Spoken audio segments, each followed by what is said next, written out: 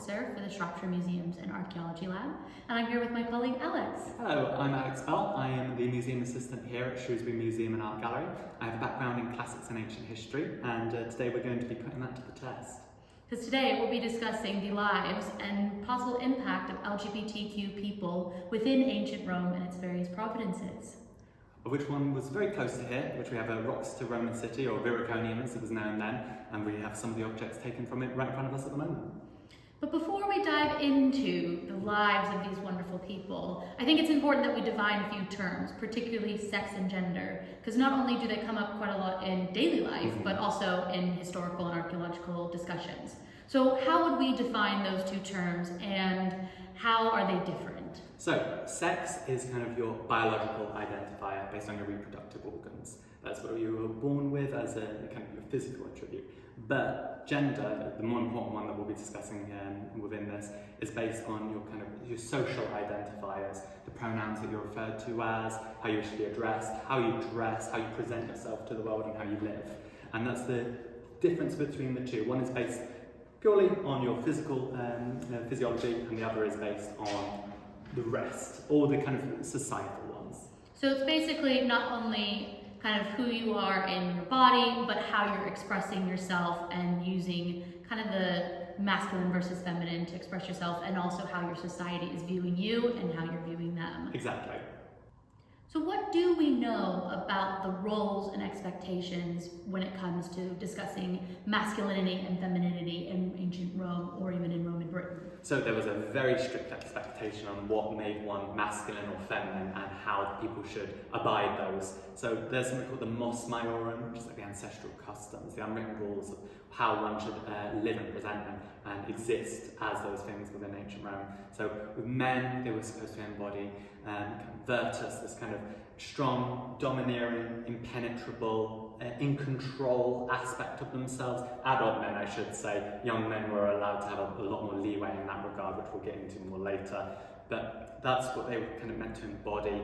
We have then for women it was pudicitia, which was more like a modesty, a meekness, kind of a sense of shame, where it was supposed to conduct yourself in a more quiet, more submissive manner, submissive to the masculine force, because it was a very patriarchal, very misogynistic society where women were very constrained within their roles. Men too, but with more freedom within themselves than women. And we see kind of objects that then reflect this. So the things that we typically find were gendered objects for women would be perfume bottles, makeup palettes, mirrors, which we have some of here. We have a lovely silver mirror in the galleries as well, with images depicting how it would have been held up by slaves and looked in by the patrician Roman woman.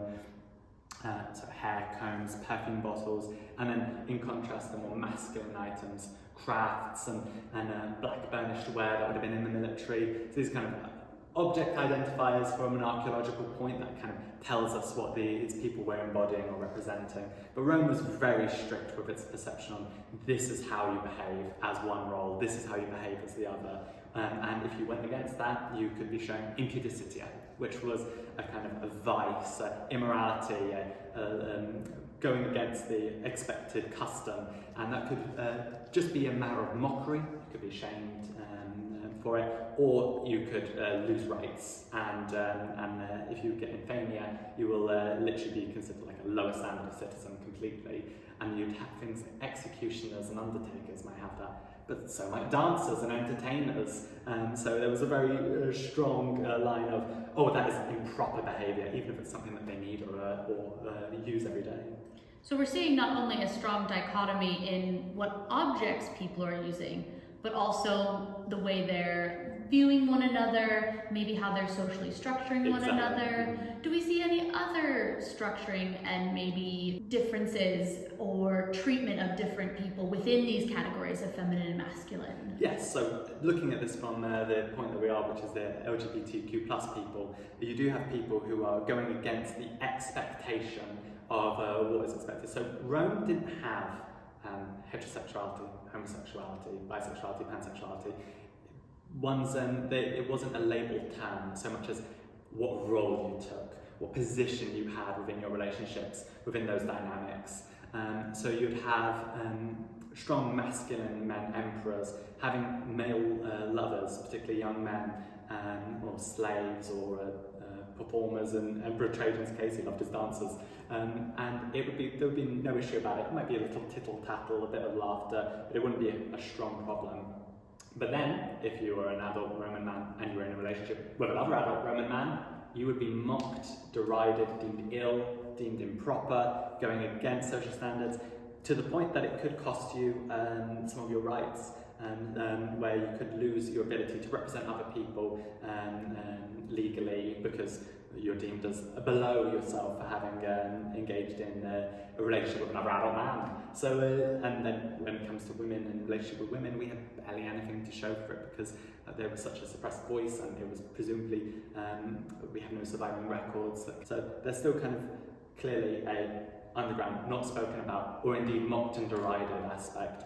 And that's just with sexuality, which is the entirely separate thing to obviously gender, and people's gender expressions would then be something that was used against them if it went against their kind of the expectation that was put upon them. In fact, a lot of it was based on this idea of mocking gender deviance. So men who acted in a feminine way were deemed as lesser men, would be open season for haranguing and abusing, whereas men who acted in a strong masculine way, they could basically do whatever as long as they kept to those traits. Whereas if you're going to be wearing clothes of opposite sex, if you're going to be engaging in relationships with other men, or using any of these kind of objects, perfumes, and keeping your hair long for combing, then suddenly you're an enemy of what we're expecting of the Mos Maiorum. So what you're kind of describing to me is really against kind of what we see ancient Rome as, very almost laissez-faire, very kind of lounging and partying, but really what you're depicting to me is it's actually quite a really strict patriarchal focus on masculinity and preserving that masculinity and exuding that masculinity and kind of ignoring all the rest, or at least suppressing the rest. Absolutely. And that feminine voice, that more feminine expression for men, but really putting that importance on masculinity, portraying masculinity, and also in ageism as well. So we're also seeing a dichotomy of what older men can do and what younger men can do. So it's really quite restrictive in that. Absolutely. It's incredibly restrictive society, actually. They're kind of laissez-faire, they can do whatever they want, anything can go in ancient Rome. Is kind of something you see more coming up from later Christian writers, especially when they're trying to deride the pagan Roman Empire. Thank God it's been Christianized and things are better now, but this is this kind of disgusting cesspit of people behaving in completely improper ways against morality. Whereas, in fact, you were actually going to be, as an LGBTQ person, having to face a lot of adversity for just existing in ancient Rome, especially if you exist against the expectations placed to you. So, as said, with women, we have little examples, which is such a shame, of their voices actually speaking about love with other women. We have Sappho in ancient Greece, who is one of our major ones, who was a poet from Lesbos who wrote the most fantastic and beautiful poetry about being in love with other women, invoking Aphrodite to kind of her yearning for these other women. But in ancient Rome, nothing surviving. There were female poets and female thinkers, but none we see kind of engaging in this topic. So we have to go off things like wall paintings, show women coupling, and then we like in the Greek magical papyri, there's some spells and things, and so we have to kind of draw from these sources. But it definitely existed; it was there. It just presumably had to be away from the public sphere. And then with men, it was older men, so 20-plus adult men, with younger men who were kind of teens, and that was the relationships that were deemed appropriate. This kind of mentorship, this older with a younger man. But once that young man reached a certain age, say if he was your courtesan, he was your slave courtesan, he was in your household, you're about to marry a wife, and now he is becoming adult age now. He has to cut his hair short now, no longer long hair, that's a no-go once you're getting older. He has to stop he has to be with women now. There is a lifespan to that relationship, even if it exists. and it is supposed to die once they reach adulthood. You see this in all the myths. Apollo and all his lovers, Apollo has a lot of male lovers, and typically they end with death, where the young man dies and it's the end of that relationship. Hyacinth gets hit with the discus and he is dead now, and Apollo has to move on. And then with other ones, Hercules and Hylas. Hercules, the symbol of masculine, virile strength. We have depictions of him down in the Roman gallery as well, in his bronze statues, who was very sought after, very admired figure. And he had his lover Hylas, and Hylas eventually dies or vanishes with the nymphs, and Hercules has to move on. It's not allowed to thrive, and it has to remain in that kind of realm of older man, younger man, and then ends. So you couldn't have free love in that regard unless you were willing to be mocked, derided, lose rights, and suppressed in that regard. And in many ways, that's still the easier option compared to what some other members of the LGBTQ community had, specifically with regards to gender. So people who were born intersex, Pliny writes about them, so we know that the Romans knew they existed. People who were born with sexual attributes that link them to both sexes rather than just one. And you have them in myths. You have mythic characters like Hermaphroditus, who are both. And Agdistus is that there's a suspicion and there's this kind of belief that the birth of such a person is somehow against natural order and is dangerous. And you have accounts of children, intersex children, being locked in boxes and thrown in the water and drowned for just the crime of existing within this space, because there was a superstitious belief that they were somehow wrong. So this isn't just a matter of, oh, you could be mocked, or oh, you could lose some of your legal rights. This is a matter of life or death for some people. Later we see it kind of ease up, because that was more Republic era. We then move to Imperial Rome, and they're kind of treated with a better, more as kind of a novelty, but still kind of sneered down at.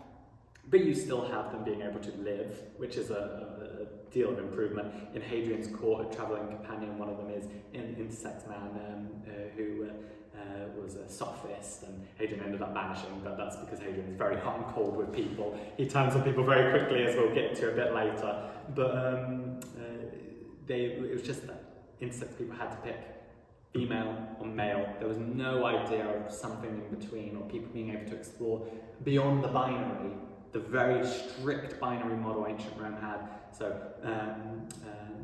it was picking between, as opposed to being able to exist in the space that we now know does exist between both genders. So you bring up a good point there when you talk about binary, so the idea of it only being masculine and only being feminine. But as we've talked a lot about in today's society, and even back then, is gender is really on a spectrum, and we can really float between the masculine and the feminine. So do we see that much in ancient Rome, this idea of gender fluidity? And if we do, where is it and how is it discussed? So we see it a lot in the myths. So in the myths you have so many very colourful LGBTQ people and deities as well. So you have a lot of examples of, like, Agdistus was an intersex god who, unfortunately, in the myth, is tricked by Bacchus and has their foot tied to their male appendage and wakes up and it's torn off, and it's kind of this cruel treatment of making them have to adhere to one. But then you also have others who kind of live more freely, like Aphroditus is a version of the goddess Aphrodite, or Venus in ancient Rome, who was the goddess of love and sexuality and fertility. And she has this interpretation on the island of Cyprus, where she's bearded and has male genitals but female breasts and forms still. So they had this understanding that people could move against these barriers. It doesn't need to be masculine or feminine, it can be both, or it can be non-binary. But that seems to keep to the myths, and outside of myths it's treated with a degree of hostility. So you might have a Hermaphroditus be able to exist and have beautiful sculptures and stuff made, but then in the reality it gets more tricky. And then you have actual people who come up within there. So transgender people, so people who are born of one sex, but their gender is of the other and exist as those people, as that gender. So we have Elagabalus, who was an empress of Rome, became empress at age 18, born male, but referred to themselves and wanted to be referred to by female pronouns, wanted to marry a man, even is the first recorded case of someone asking about gender reassignment surgery in a medical sense. They wanted to become the woman that they were. Unfortunately, this was something that could never be explored further because just 4 years later, Elagabalus was killed by the Praetorian Guard for a multitude of reasons, but there was a great deal of hostility represented about her wish to be a woman or how she behaved and existed as a queer person within the ancient world. But we fortunately do have examples, even in Britain, of people who got to exist, transgender people who got to exist free of that kind of sad end, which was one great example is the Galli. So there's a lot of literary debate about how the Galli presented themselves. So the Galli were priests of the goddess Sibyl and her partner, her paramour Attis. So the Magna Mater, she was this important cult that came over to Imperial Rome. Her black meteorite that represented her was brought over, and she was this kind of protected mother goddess. And her partner, Attis, was this young kind of youth who went and attempted to castrate themselves. His steps. From a young age, they were castrated, which meant that they were likely either people of Eastern origin or slaves, because castration of Roman males was strictly prohibited. It wasn't allowed, it was outlawed. So at an early age, castrated, and then presented themselves in female garb, female dress, jewellery. Their hairstyles were typically a female presentation, makeup and jewellery. So the visual was presentation as a female was a woman. And we have some sources that suggest otherwise. There's a Christian writer who says that they're neither male or female but something else.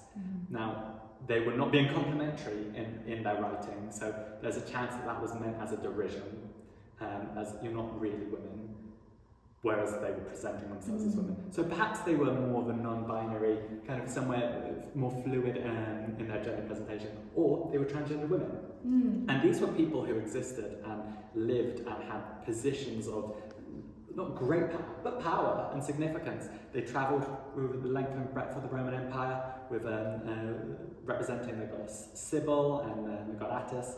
We have an example, amazingly enough, in northern Britain, just south of Hadrian's Wall, of what we believe is a Galli who was found their burial. And so the skeleton is biologically male, but the garbing is female. The jewellery in particular is really interesting, is jet. So very precious gem, only reserved for women because it represented childbirth, fertility, womanhood, and they were buried with jet jewellery. And so this was a female individual. This was a woman, but born male. So we have this found here in Britain. Probably would have travelled through the provinces of Rome with their goddess, because we have Attis and Sibyl's stuff and altars here in Britain. So the Galli would have been here as well. These transgender women and priests who would have brought their goddess with them and been buried and honoured here as well. So again, we're seeing this idea of gender fluidity and the spectrum of masculine and feminine. It's not just a new concept that we have come up with today. It stems all the way back to ancient Rome. And even we can see it and earlier than that, which is incredible, because again, I think it's very poignant to discuss this today, because as is very much in the political context of today and social context is gender, and how do we express ourselves, and how do we use our outer expression to discuss what we feel and we see ourselves as on the inside, which is amazing. So we get this wonderful depiction, not only through the objects and burial practices and mythic stories about gender fluidity and people being able to express themselves through this binary. But you mentioned earlier legality and social status when it comes to slave or non-slave. What do we actually actually see, because I can imagine if it is such a socially restrictive with those moral codes, what do we see about legal documentation, and do we have something that describes what people can and can't do with their gender expression? So for the Mos Maiorum, it was very much like the unwritten rules of behaviour. So we can't go through them with a fine-tooth comb about exactly which bits that fit or not. All we know is a man of an adult male was deemed to have to behave in a certain way, or he'll be derided and deemed as ill, disgusting, or deviant. So for example, there's cases where you have senators who get mocked for dressing in women's clothing, who get derided for having adult male lovers. So it's a point of attack, but that's based off of the kind of the perception of these people rather than necessarily a legal attack. But there are laws, so in the military, Roman officers were not allowed to engage in any physical way with their lesser soldiers, or they would be executed. So obviously that can be preventing someone taking advantage, but it can also just mean if there was a love affair, you would probably end in the superior's death by clubbing.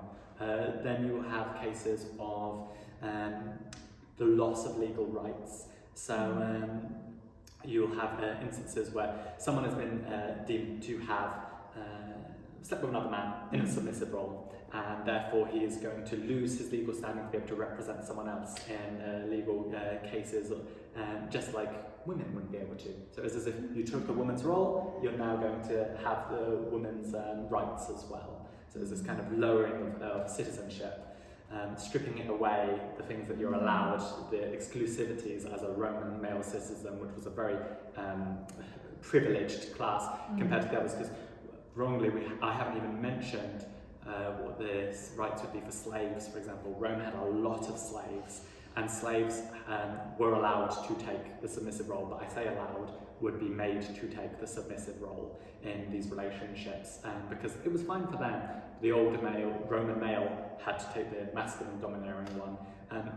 Freedmen, who were slaves who became free citizens, also had a bit more fluidity in their roles. Because of their low social standing, and slaves had no social standing. They were property, and you could do with your property as you wanted. But freeboard citizens, there was big stigma if you were taking advantage of those relationships. So you have those things mentioned like in the Praetorian's Edict, which had restrictive ramifications on male and male relationships, and indeed if you achieved infamia, which you could from being in that kind of a submissive role, not always, but could, you would lose your rights as a citizen. But interestingly enough, women's relationships aren't mentioned. So there is this certain view that it's almost like they're ignored. Because if there's laws written about you, it shows that there's a certain regard that it's going on, and we know it's happening. And obviously, lesbian relationships are going to be happening in ancient Rome, but they're not written about. We're not even in the laws. The places we do see them come up, we see stories, myths, like we discussed before. There's one of a young lady called Antinous, who is brought up as a boy. Her father said he'd kill her if she was born a girl, so that her mother disguised her as a boy.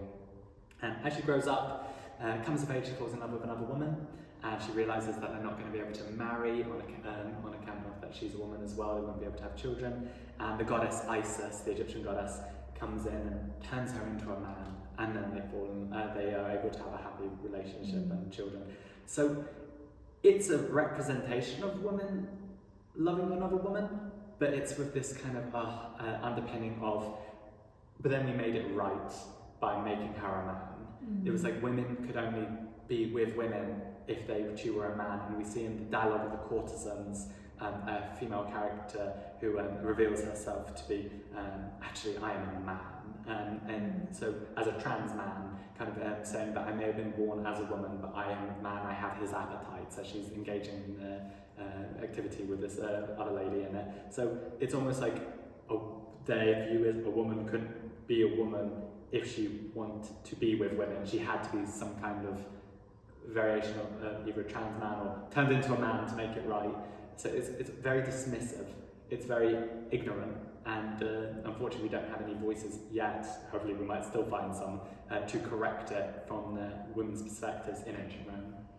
So really what's happening is we're getting, again, touching back to that very patriarchal, very socially structured society, which then filters into the legal jargon of how legally people are classified, dictating how they can act, dictating who they can be, which then filters into these social norms and these social contexts that then are affecting how people treat one another, how they can present one another, which is feeding into this moral code and then impacting day-to-day people in a very prescriptive way and filtering into that male or female dichotomy. You do discuss relationships, which I think is a really important part of this discussion of sex and gender. So first and foremost, what is sexuality, and what sort of sexualities do we see in maybe objects or the literature during this period? So sexuality in its most clear sense would be one's sexual orientation and how they're attracted to a gender or genders. So as we know it now, a homosexual man is a man who is exclusively attracted to other men, or a lesbian woman would be exclusively attracted to other women. Then you have a bisexual, pansexual. There's many different variations on that. But for Romans, it was there wasn't that kind of identifier for them. It was just what position you took in the relationship. But we do have relationships come up throughout the stories, like you said, a lot of myths and histories. So you have Achilles and Patroclus in the Iliad is a very famous one. You have Hercules and Hylas. You have Apollo and a whole rung of male lovers. Fortunately, once again, we have less examples of female relationships. Ones we do have is Ithis, as mentioned before. But the relationships existed, and they were present within the world as well, not just of myth, but of the day-to-day life as well. And one of the major examples we're going to be talking about is one of the clearest and most talked about is the relationship of Emperor Hadrian and his lover Antinous. Now, Emperor Hadrian was a very big figure, not only just in the Roman Imperial Rome, the city, or the provinces, all across the empire. So we have examples of him all over here in Viroconium in Rochester, Roman city. The massive inscription that we have up in the Roman gallery, that is all dedicated to Emperor Hadrian in 129, 130 AD. He would have probably travelled through here, gone up, set up Hadrian's Wall. So he had a big impact on the world. And Hadrian's main lover and main love interest and story that we know of is with Antinous, this Greek youth. And so a clear, queer representation of a relationship that has ended up being so historically pertinent and spoken about at great length. So it exists, and in some ways, and sometimes it's very positively represented, and other times it's used as a point of attack. So it's not, there's no clear structure to how they're going to treat it, but as long as it fits in their expectations for what it should be, older man with a younger man, when the young man reaches of age, it ends, they're fine with it. The moment it starts going beyond that, it could be tattle and like derision, or it could be major point of attack. So the relationships exist, they have to face the expectations that are put upon them and the conflict of other people within the empire and how they perceive it. But as we're all, throughout all of history, LGBTQ people find a way to exist and to thrive in spite of the adversity put upon us. So they definitely existed still, and we're probably, from the amount of sources we have about them, we're probably pretty frequent. Absolutely, and as you just mentioned, a brilliant example of this kind of strength and timelessness of the story and the feeling it evokes is Hadrian and Antinous.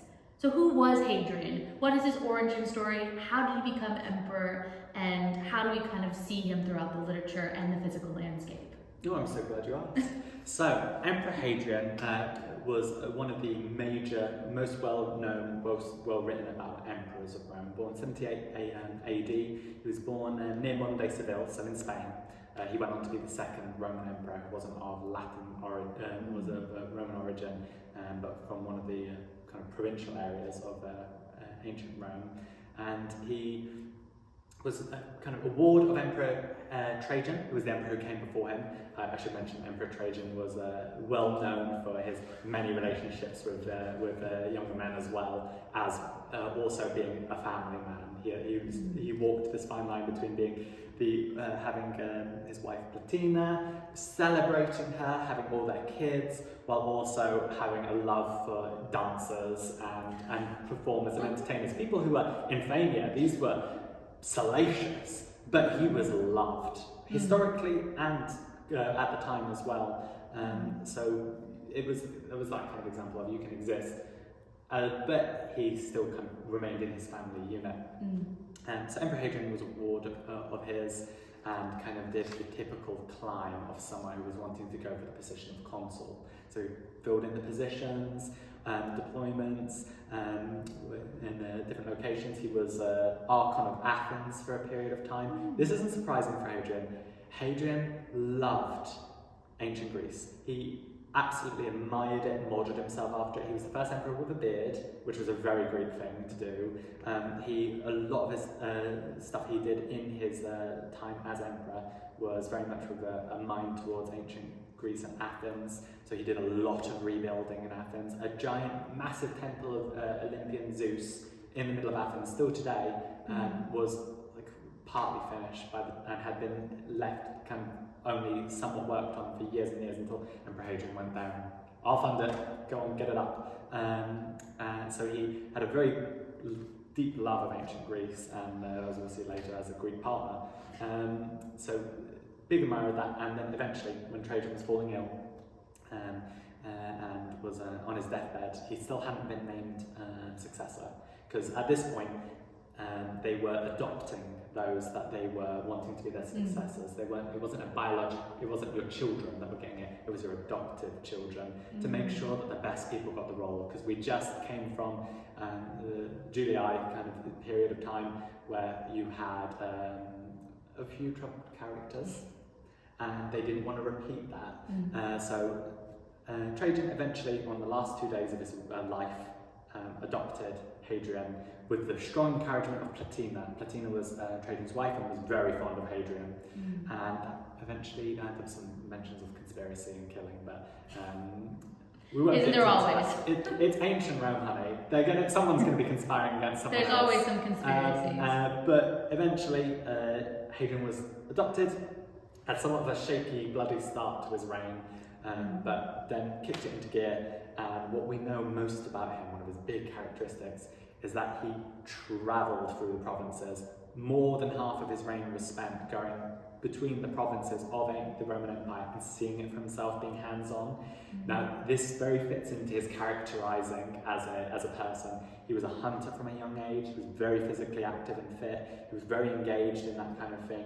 And when he was serving as emperor, he'd be out, he would march with the military men, he'd go use the same bathhouses as them. There's this famous story when he went there once and there was an old man scratching his back against the wall because there was no one to do it for him. He gave him the money to buy a slave to do it for him. Roman was so much slavery, it can't be understated.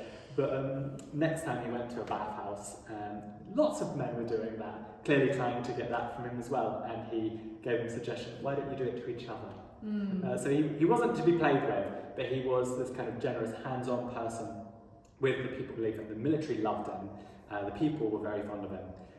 His Senate hated him. The Senate was always opposed to Hadrian after his very shaky start where a few of their members were killed on his way to Rome. He says he didn't have anything to do with it, but that's contentious. The close circle of people around him, he was clearly a very hot and cold person. He would bring people in and then he would throw them away. Like people who might be a challenge to him, clearly he took an antagonistic route towards and couldn't keep them near for long. His wife, Vibia Sabina, she was Trajan's niece, and in their relationship it was very frosty. There was not much really love captured between them. It was apparently quite a lot of conflict. Now, One of the reasons that this might be is that well, it was quite clearly a political marriage, but Hadrian was quite likely gay. So from what we've seen, he has love poetry, erotic poetry. We don't have any of it surviving, but we have people writing about its existence, so we know it existed, and it was mostly about young men. And no children with Vibia, it didn't seem that there was ever any love there, and we have no real mentions of him showing interest in women. So that obviously would have made for an unfortunate start to their relationship, that there wasn't any love to consummate it. But what we do know is he quite had a love for young men, and one that he'd meet later on in particular. So he's doing his tour of the provinces, goes to Britain. So in 122 AD, he arrives in Britain and would have probably come through Viroconium. So this was the fourth largest town in Roman Britain at the time, and it was kind of the furthest western big settlement. You know, all the trade coming in through Wales, all the mining that would have happened, that would have come through Viroconium, so he got wealthy. And he would have travelled through it, and we then, 8 years later, have the massive dedication that's still in the Roman Gallery today in beautiful condition, as well as we have lots of other pieces of memorabilia of Emperor Hadrian's. That includes discharge notices, which reference him, coinage. He is all over Viroconium, and quite heavily celebrated because he was very much a builder. He built stuff in the provinces, he gave them money, he fortified them, and he built Hadrian's Wall, which is one of our biggest surviving landmarks in Britain, which is the massive wall that goes across north of England, just before Scotland, and that was fortified by Roman forts because he stopped the expansion of Rome, and it didn't get bigger after him. He set the boundaries, and it would only shrink from then on. But probably bought it a fair few years of survival compared to how far it was going out. So he left his mark here in our country, and in Viroconium, in the town just near us here. And then eventually after that, in 123 AD, arrives in Turkey, in Bithynia, as it was called at the time, near a city called Claudiopolis, where he meets Antinous. So by all accounts, Hadrian is the Roman man. Yes. He is the embodiment of what it means to be Roman masculine and to lead with a firm hand. Because again, although you say he's cold, hot and cold, he was asserting his strength almost in a very political and a very overt way. So, but he was also a man of the people. He walked amongst them, he marched amongst them. So it's not surprising there's been so much about him and the inscriptions and the coins being produced from him. But on top of that, he is also following in the tradition of young male lovers, which again was still part of a traditional masculine Roman male identity. Absolutely. You'd have your courtesans, your married Roman men could still have lovers, and those could be male or female courtesans, and having young male lovers, even when you're in a relationship, is deemed as completely free game. Unfortunately, women were not permitted that same freedom because it was a very patriarchal, very oppressive society upon women in particular. But so he was, by all means, the learned, disciplined, actioneering, kind of building, educated emperor. The Senate may have despised him for some wrongs with them, but for the large part, he was very popular. So how does Antinous fit into this story? Because, as we mentioned, having a young male lover was not out of the ordinary for a male of a certain status in Roman Britain. So how does Antinous play into Hadrian's story? How did they meet? And how does their story develop and maybe possibly change throughout their kind of history? So Antinous is really interesting in this regard. We don't have a huge amount of literary evidence, actually we barely have any, about his life. His death and afterwards we have a lot. But his life is piecing pieces together, like a very scattered puzzle. But he was born roughly, we think, about 110 AD, and would have met Hadrian in 123 AD, when Hadrian was stopping off in Claudiopolis in Bithynia. Bithynia was this rural section of Turkey where you'd have pine trees and a lot of greenery, a lot of wild animals, so it was very agricultural. And Hadrian would have stopped off there, presumably met him, and maybe taken somewhat of a liking to him. Their relationship would have begun here, because he would have moved on not long after, and we know that Antinous would probably have been sent to Rome to be educated further. He was not a slave, which kind of makes it slightly different from the model. Probably the son of farmers or peasants or potentially small business owners out in Bithynia, and they would have had probably enough funding to send him off to be educated, to become this learned young man. So it was a Greek, his origin was Greek, and when Hadrian would have returned to Rome, and he probably would have met with Antinous again then. Now, Hadrian spent a lot of his time within Rome in the Villa Hadriana, this massive, decadent, artistic, maze-like complex that he had built for himself just near Tivoli. It's this astounding ruin still. And has a lot of our modern arts come from there. And Hadrian would have probably spent his time with Antinous there, getting to know him more as well as others. And this is around the time we think, around 125, 126 AD, their relationship probably would have begun. And it would have followed the standard format. This would have been completely in line with what is expected of a Roman man to be doing. No issues there. And presumably the relationship got quite deep, because then in 128 AD, when Hadrian next goes on his tour, which leads him towards Athens and Greece again, he takes Antinous with him. So taking your Greek boyfriend out to Greece with you on your military tour, and they get up to what presumably is quite a lot of things. It includes being inducted into the Eleusinian Mysteries. The Mysteries were this big ancient cult dedicated around the goddess Demeter and her daughter Persephone, who was taken down to Hades, with Hades into the underworld, and her mother mourned her, and then eventually she was brought back up, and it was like a return to life sort of thing, and she has her for 2/3 of the year, and it's this kind of rebirth idea to it, and the afterlife and what awaits. And Hadrian had been inducted before, but he went in even deeper this time with Antinous with him. So they got inducted into the Eleusinian Mysteries together. Antinous has a statue at Eleusis dedicating towards probably this moment. And they travel the length and breadth from Greece down to Egypt. And then we have one of our big, actually surviving stories of them both, which is the lion hunt. So Hadrian's a fond hunter, we know that for sure. Antinous probably was as well. He seemed to be an active, fit young man from an area where there would have been a lot of hunting to be done out in Bithynia, probably more like boars and wild animals of the variety. So they go on a hunt together. Apparently there was a man-eating lion got on rampage around the deserts of Egypt. So they got on horseback, went and searched for it. You can imagine this ailing emperor, because at this point Hadrian's quite ill. So we're not sure what the cause is. We think it's probably heart disease of some regard.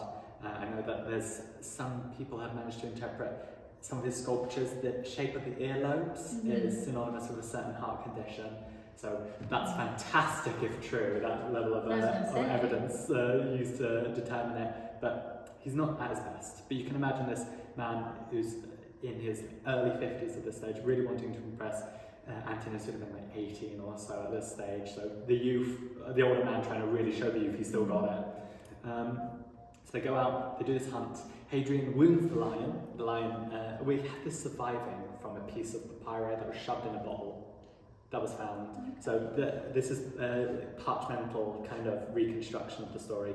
And then the wounded lion knocks Antinous off his horse, and Hadrian comes in and kills the lion before it can have Antinous. So it sounds like an erotic kind of poem made by the emperor of like saving his young lover from the ruthless lion. And we have this memorialized in these massive stone tondi, which are these big circular sculptures that are present on the Arch of Constantine. That's still in modern Rome. It's still up there. So we have the first scene, which is both of them on horseback. You can tell it's Antinous, because Antinous has a completely distinct look on his sculptures. It's full-lipped, round-faced, almond-shaped eyes, a long, straight nose, and a head of curly, wavy hair. So you can find an Antinous by just looking at the visual, and he's up there. Next to what would have been Hadrian on his horse, that Constantine had him carved into his face, but it's Hadrian originally. Hunting a boar, and then one next to it, where it's what would have been Hadrian and Antinous stood on the remains of the lion next to each other, it's commemorating the hunt. And Antinous in that one has little slight wisps, so it looks like manhood is approaching. His hair's a little short, he's got slight wisps there. It's like a celebration of him becoming a man. And then they travel down to Egypt following that. So it's really quite, or one would like to assume, quite a deep love, because I think when we hear these stories of the older male and young men love affairs in ancient Rome, it's more of an infatuation, yes, or more of obsession. an obsession, or a sexual relationship. But really what you're describing to me and what has been depicted in these images is really a deep and a deep love for one another and an admiration for one another. So maybe it's just the romantic in me, but I'm really hoping that these two ride off into the sunset and it's a very happily ever after. How does the story end between, or really begins between after these this? two? But, so they're travelling in their party, and one thing that's interesting to note is that this is around the time where Hadrian and Vivia, his wife, are probably their closest. He makes her Augusta, who's late to do so, but at this time he gives her that honorary title. And it seems that this is where they're at their warmest with each other. So Antinous was probably not seen as a rival for affection because Hadrian wasn't giving her affection.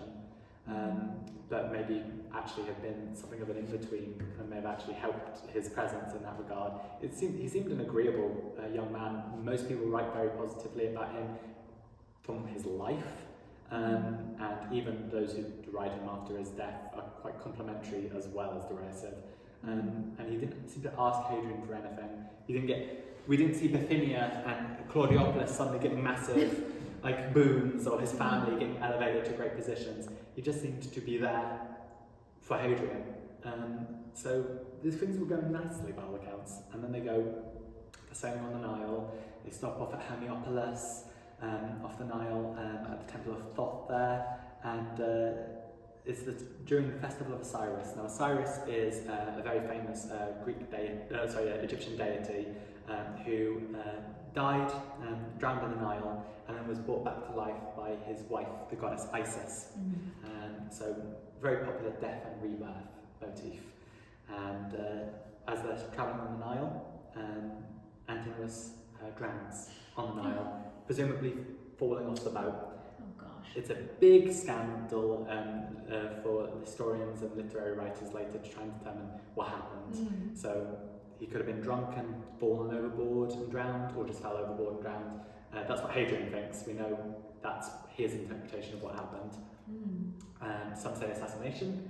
Antinous didn't really seem to have many enemies, so it seems like pointless, if so. Self-sacrifice to fix Hadrian's ailing health. This is a slightly precarious one because Hadrian outlawed human sacrifice across parts of the empire. So to him to then have his favourite person in the world do it for him seems shaky. Or it could have been Antinous' own choice, or some form of suicide. We can't be sure what happened here. But the young boy dies, age of 19, was just about to turn 20, and Hadrian mourns in a way we have not seen any emperor mourn someone. So the writing is quite misogynistic and derisive, but they describe him as wailing like a woman. So a Roman man was supposed to be centre of self-control. He had his emotions in check, things didn't faze him. Hadrian was destroyed by this, by the death of Antinous. He instantly and very quickly had a city built at Antinous' death called Antinopolis, and that then became a big thriving capital of Greek presence within Egypt. A lot of Greek people were brought over there, and it was quite a cultural strong point. It lasted until I think about 1000 AD, and then was abandoned. So then we had the Antinine Games set up there, and a yearly games that had poetry and art and chariot racing, because there was a big site for it there as well. So these kind of big festivals, that's already quite extreme, especially for just your lover, not even. But then he deifies him without consulting the Senate. The Senate would have said no, because the deification is only for the imperial family. And what do you mean by deification? What does that exactly mean? So it's making someone into a god. So you're basically saying that upon their death, because it doesn't happen in life, it happens in death, you have become divine and you have ascended to that position. And the imperial cult in ancient Rome was because when the emperor died, they were made divine, and then maybe their wife would be made divine as well, members of the family, and that's who it was for exclusively. So we have this bronze finger that would have been probably on a statue of Emperor Hadrian within Viroconium. So when Emperor Hadrian would have died in 138 AD, you would have then had these sculptures put up, these statues that would have depicted him as a god, and he would have been deified and had temples to himself and worshipped as they would a divine figure. So we have this here for Emperor Hadrian. Just the finger surviving, unfortunately, but thank God we have something of it. It would have been a large, just above lifelike size of him. But that was just for the imperial family.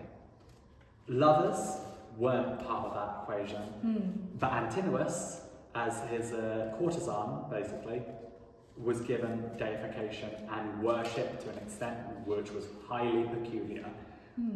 Statues were put up, coins were minted, a cult was established in his worship and spread all through the ancient world. There were certain parts that loved it more than others. The Egyptians grabbed onto it immediately because him drowning in the Nile, the people who drowned in the Nile were seen as sacred. He drowned in the Nile and then was deified as a god on the festival of Osiris, who had died the same way. So they grabbed him immediately, and the cult of Antinous was big in Egypt. Very big in Greece because he was a Greek, and he was being celebrated as a divine figure, sometimes called the last god of the ancient world, last pagan god of the ancient world at least. And so you see those kind of being epicentral places for his worship, but you have him across North Africa, across Italy and Rome, obviously, in Turkey, and in mainland Europe. He spreads far, his coins, his images, his statues. He is the third most depicted face we have in the ancient world for mortals after Augustus and Hadrian, really. He comes in right after, and that's insane when you think about what he was. This is also credence to the fact he probably wasn't a slave. There's only one out of the 40 literary sources that reference him call him a slave, and it was a Christian writer who was being quite derisive of his existence as Hadrian's lover. If he was a slave and he was deified, there would have been hell to pay amongst Rome. So he was probably a Roman citizen, or at least a freedman. And Hadrian's mourning is therefore made public, loud, and far spread. And up until this point, there was no issue with Antinous' presence in Hadrian's life, because it was just fitting the paradigm of a young man with his older male lover. But now, Hadrian has shirked a lot of the expectations by making his lover a god.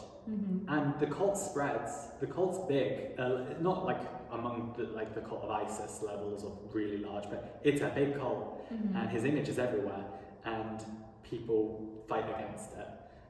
Specifically after Hadrian dies. Hadrian dies in 138 AD, 8 years after Antinous. His last years weren't great. They were very bloody put down of a rebellion in Judea, and you kind of get this image of this bitter, scorn, or upset, heartbroken man, ailing, elderly, and dying, surrounded by images of Antinous. He surrounded himself in the Villa Hadrianum with Antinous, and death broke him, and from a point that he didn't recover. Hence having to have his image everywhere. But even after Hadrian's death, Antinous doesn't just vanish. You get pagan and Christian writers who kind of go in on his cult and say it's full of sexual activity that is disgusting, and there's magic being done in ancient Greece, and he was just a boy lover. He's no god. It's insulting to call him such, but also say that he's kind of heartbreaking in how handsome he was. So there's this kind of conflict in that. But he then becomes the champion of the pagan Romans in the late 4th century, before Christianity outlaws the existence of pagan faith within the empire. They start minting new coins about him. Antinous the Good, he's invoked for a young lover in Egypt, wants the person who he's attached to love him back, and he invokes Antinous. You see him kind of playing this kind of love and good, miracle-giving, healing God aspect, and for a period kind of rivaling Christianity, because he's the young man who came back to life and was deified.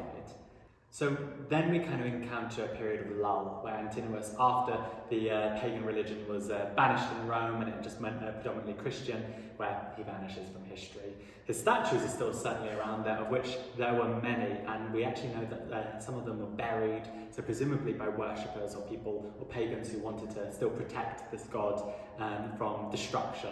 So there's stories you have of, because the depictions of him were so varied, you'd have this thing called syncretism, where you'd take one god and kind of fuse it with another and make one out of it.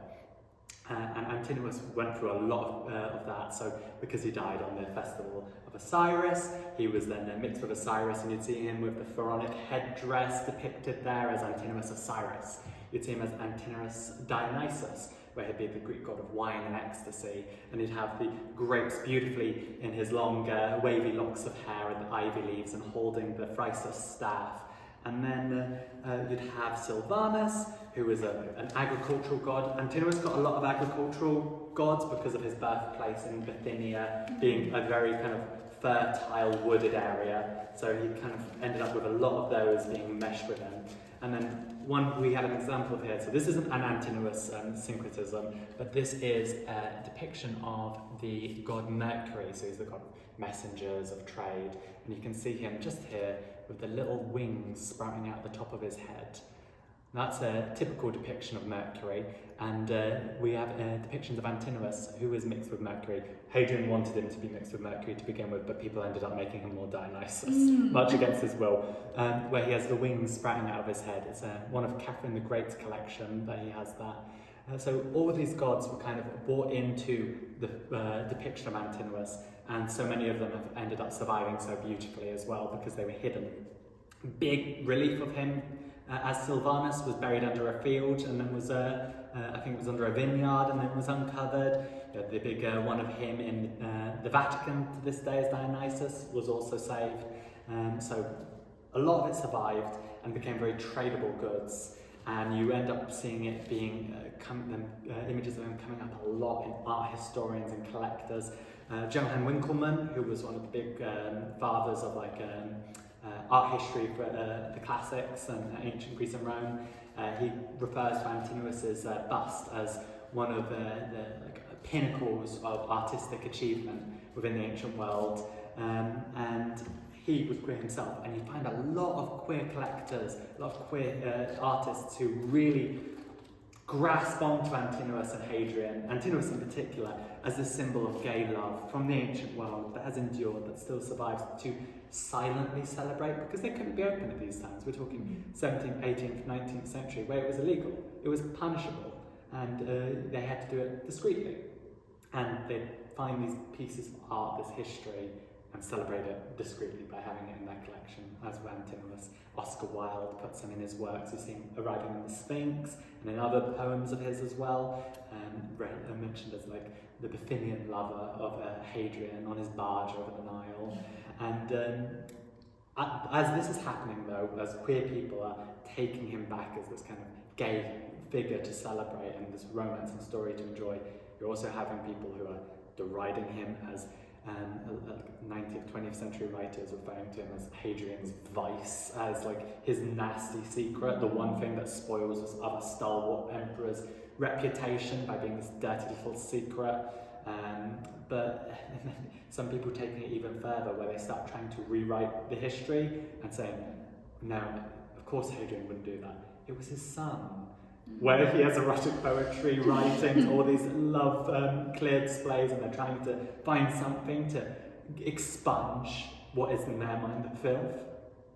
But you have all these queer people, LGBTQ plus people, finding him and recognising him for what he is, which is this enduring story of love from the ancient world that has arrived to us still this day. And it's really in 1984 when Royston Lambert does his book Beloved in God, you see this really concise view of Hadrian and Antinous' story, dissected, interpreted and diced up to really kind of use the bits of information we actually have and look more into the story. And now we've entered a period now of boom where so many people are exploring the story of Hadrian and Antinous.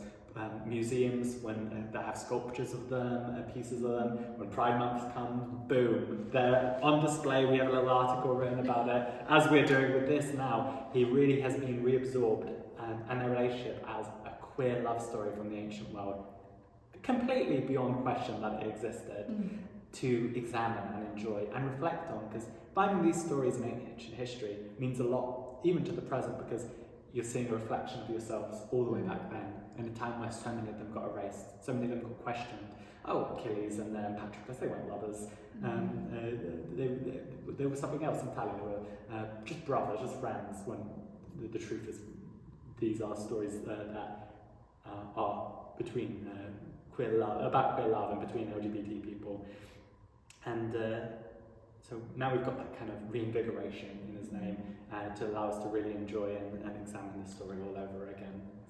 And now we're talking about it here. Museums across the world do for every Pride Month, every LGBT History Month, and it's fantastic that we have this enduring symbol that we can look to. And not the only symbol, I should add.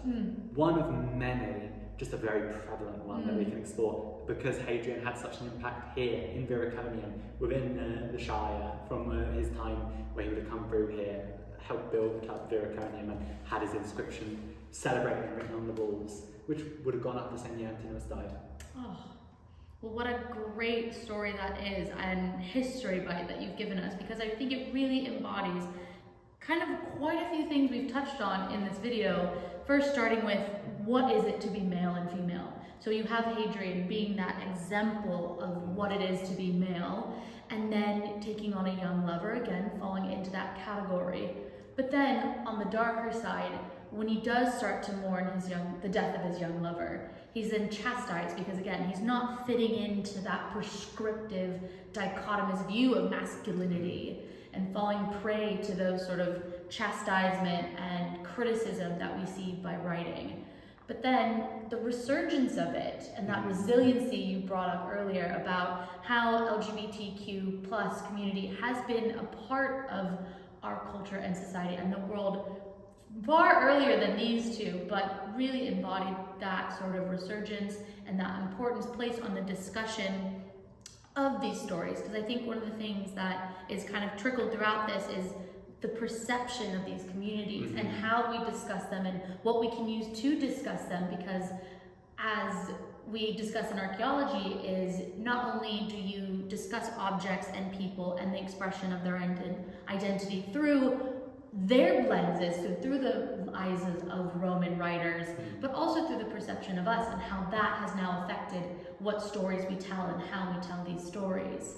So I think what Hadrian and Antinous show us is not only is LGBTQ plus alive and thriving and throughout history, throughout the ancient world, yeah, but how we discuss them and what we use to discuss them is just as important. And I think as museums are starting to do, it's becoming more and more prevalent about discussing LGBTQ history. And especially now that it's June, it's even more important that we share these stories and the importance of these stories, not only as it relates to ancient Rome, but also right here in our backyard. Oh, absolutely. And the kind of acknowledgement, because there's a viewpoint that these things have only recently started to exist, whereas in fact, as old as time, they have existed, and to respect and love those people just as they're all owed and deserved. Because I think, as RuPaul, probably Hadrian and Antinous would say, love is love at the end of the day. You can't love yourself. How are you going to love somebody else? Absolutely. Thank you so much for watching, guys. Hopefully we'll be able to create some more for you. Like and comment below what you would be interested in hearing about, if that relates to LGBTQ plus or any other community. Thank you, guys. Oh, and to my partner Leo, if you do not deify me upon my untimely death, from whatever reason, then I'll consider you less than Hadrian, and I don't think you'd want to be considered less than anyone. You better find a marble specialist. Absolutely, many of them.